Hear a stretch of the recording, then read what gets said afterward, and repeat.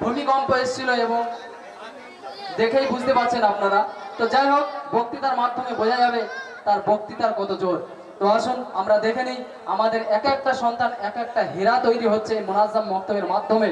আমরা সকলেই যদি সহযোগিতা করি, ইনশাল্লাহ এই মক্তব কিয়ামত পর্যন্ত জারি থাকবে এবং আমাদের সন্তানরা হীরায় পরিণত হবে, যে সমস্ত সন্তান আমাদের মাটির সন্তান আছে। তো আসুন ভবিষ্যতের বাংলা বিখ্যাত কোকিলকণ্ঠী বক্তার কাছ থেকে আমরা বক্তৃতা শুনে নিই।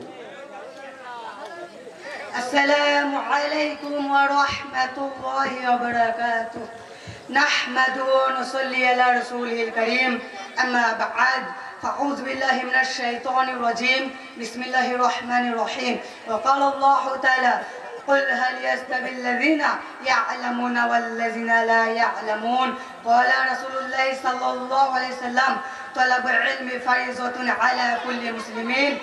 সমুদ্রের প্রশংসা ধাবিত হোক সেই মহান প্রতিপালকের উপর, পাশাপাশি বাদল ধারণায় দরুদ সালাম বর্ষিত হোক হযরত মুহাম্মদ মুস্তাফা সাল্লাল্লাহু আলাইহি সাল্লামের উপর।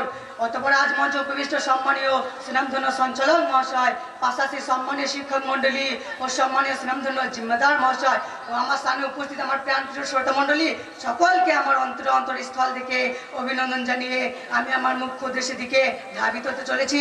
আজকে আমি আপনাদের সম্মুখে উপস্থিত হয়েছি আমার নির্বাচিত বিষয় শিক্ষার গুরুত্ব সম্পর্কে অল্প কিছুক্ষণ আলোচনা করার জন্য। সম্মানীয় শ্রোতা মন্ডলী, আমরা সকলে অবগত আছি, যদি কোনো রোগ আক্রান্ত ব্যক্তিকে পানি, খাদ্য, ঔষধ থেকে বিরত রাখা হয় তাহলে সেই রোগ আক্রান্ত কারণে সেই ব্যক্তির মৃত্যু ঘটে। ঠিক তেমনই ভাবে যদি কোনো মানুষকে ইসলামের আলো থেকে বঞ্চিত রাখা হয়, শিক্ষার আলো থেকে বঞ্চিত রাখা হয়, তাহলে সেই মানবাত্মার মৃত্যু ঘটে। এই মহান রাসূল কারীম সাল্লাল্লাহু আলাইহি সাল্লাম তিনি বলেন, একজন মানবাত্মাকে একইভাবে তিন দিন বাবদ শিক্ষার ইলমের আলোচনা থেকে বঞ্চিত রাখা হয় তাহলে সেই মানবাত্মার মৃত্যু ঘটে। সম্মানিত শ্রোতা মণ্ডলী, রাসূল কারীম সাল্লাল্লাহু আলাইহি সাল্লামের সাহাবী হযরত ওমর রাদিয়াল্লাহু আনহু এই শিক্ষার গুরুত্ব বোঝাতে গিয়ে বললেন, একটি ভিক্ষুকে এক বস্তা দান করা থেকে নিজের সন্তানকে শিক্ষা অর্জন করানো অতি উত্তম।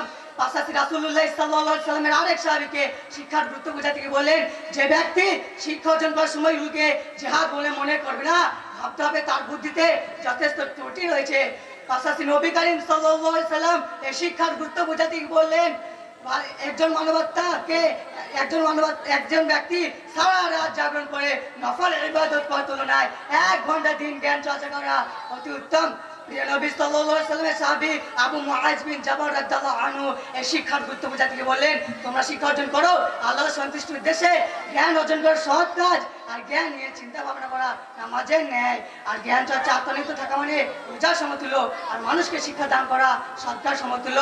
সম্মানিত শ্রোতা মণ্ডলী, রাসূল কারীম সাল্লাল্লাহু আলাইহি সাল্লামের সাহাবীরা এই শিক্ষার গুরুত্ব বোঝাতে গিয়ে একাধিক দলিল পেশ করেছেন।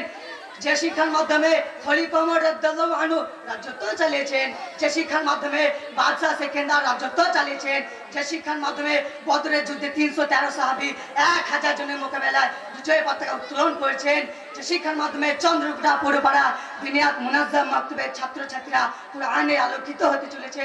সম্মানিত শ্রোতা মণ্ডলী, এই শিক্ষা হলো মানুষের একক জীবনের বন্ধু, এই শিক্ষা হলো জান্নাতের এক আলো। তাই তো মহান আল্লাহ রাব্বুল আলামিন আল কুরআনের মধ্যে ঘোষণা করেছেন, কুল হাল ইয়াস্তাবিল্লাযিনা ইয়ালামুনা ওয়াল্লাযিনা লা ইয়ালামুন। তোমরা বলো, যারা জ্ঞানী আর অজ্ঞ সমান পর্যায়ে হতে পারে? আমরা এক বাক্যে স্বীকার করতে বাধ্য হব, কখনো সমান পর্যায়ে হতে পারে না।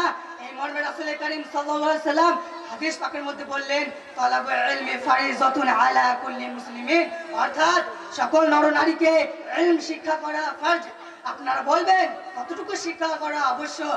রাসূল কারীম সাল্লাল্লাহু আলাইহি সাল্লাম বলেছেন, জন্ম থেকে মৃত্যু পর্যন্ত শিক্ষা আবশ্যক। তা সত্ত্বেও কিছু বুদ্ধিজীবী প্রশ্ন করে, দ্বীনি শিক্ষা দেশ ও জাতিকে কি দিয়েছে? উত্তরে আমি তাদেরকে বলতে চাই, দেশ ও জাতি কি দেয়নি?